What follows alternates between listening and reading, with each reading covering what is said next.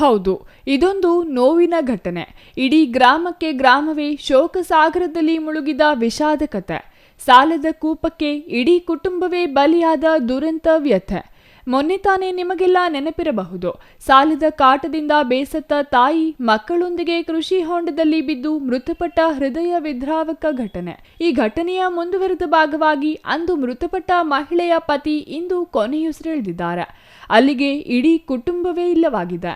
ಕೋಲಾರ ತಾಲೂಕಿನ ಬೆಗ್ಲಿ ಬೆಣಜೇನಹಳ್ಳಿಯ ಗ್ರಾಮದ ಪ್ರಮೀಳಾ ಎಂಬ 36 ವರ್ಷದ ಮಹಿಳೆ ತನ್ನ ಮಕ್ಕಳಾದ 22 ವರ್ಷದ ಸ್ವಪ್ನ ಮತ್ತು 18 ವರ್ಷದ ಚರಣ್ ಎಂಬುವವರೊಂದಿಗೆ ಕೃಷಿ ಹೊಂಡಕ್ಕೆ ಬಿದ್ದು ಆತ್ಮಹತ್ಯೆ ಮಾಡಿಕೊಂಡಿದ್ದರು. ಈ ಘಟನೆ ಕಳೆದ ಜುಲೈ 25ರಂದು ನಡೆದಿತ್ತು. ಇದೀಗ ಆಕೆಯ ಪತಿಯು ಮೃತಪಟ್ಟಿದ್ದಾರೆ. ಪತ್ನಿ ಮತ್ತು ಮಕ್ಕಳ ಸಾವು ಸಹಿಸಲಾರದ ಪತಿ 45 ವರ್ಷದ ಸುರೇಶ್ ವಿಷ ಸೇವಿಸಿದ್ರು.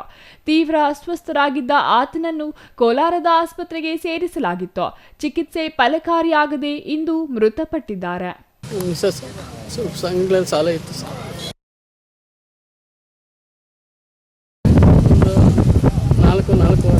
5 ಲಕ್ಷ ಮನೆ ಕಟ್ಟಕ್ಕೆ ಸರ್. ಗೊತ್ತಿಲ್ಲ, ಒಂದು ಗೊತ್ತಿಲ್ಲ.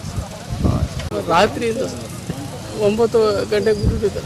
ನನಗೆ ಮಾಡಿಲ್ಲ, ನಾನು ಮಾಡಿದ್ದೆ. ಅವರು ಎತ್ತಲಿಲ್ಲ ಸರ್. 3 ಜನ ಹತ್ರ ಇದ್ದೆ ಸರ್. ಮಕ್ಕಳು ಓದ್ತಾ ಇದ್ರು ಸರ್. ಸೆಕೆಂಡ್ ಇಯರ್, ನನ್ನ ಮಗ ಡಿಗ್ರಿ ಸರ್.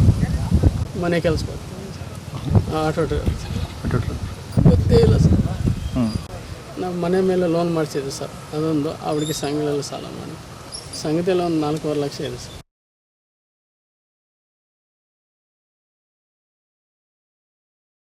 ಮಿಸ್ಸಸ್ಗೆ ಹೇಳ್ಕೊಂತ ಇದ್ರು. ಯಾರನ್ನು ಕೇಳಿದ್ವಿ ದುಡ್ಡು, ಯಾರೂ ಸಹಾಯ ಮಾಡಲಿಲ್ಲ ಸರ್. ತಕ್ಷಣ ರಾತ್ರಿ ಫೋನ್ ಮಾಡಿ ತೆಗಿಲಿಲ್ಲ ಸರ್.